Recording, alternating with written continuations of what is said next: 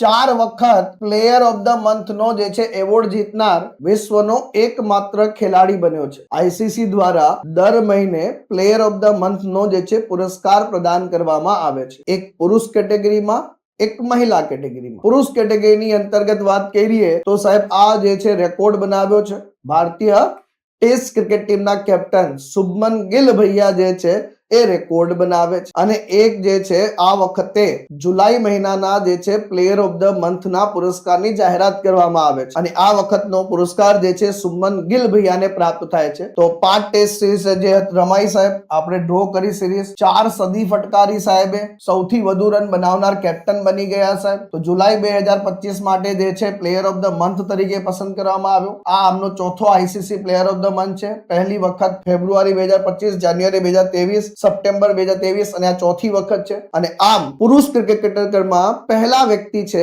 કે જેમણે 4 વખત જે છે આ પુરસ્કાર જીત્યો છે. પરંતુ જો મહિલા ખેલાડીઓની વાત આવે તો એમાં જે છે ઓસ્ટ્રેલિયાના ગાર્ડનર અને વિન્ડીઝના હેલી મેથ્યુઝ આ જે છે ઉપલબ્ધિ મેળવી ચૂક્યા છે. પુરુષ ખેલાડીમાં પહેલી વખત કોઈને પ્રાપ્ત થયો છે.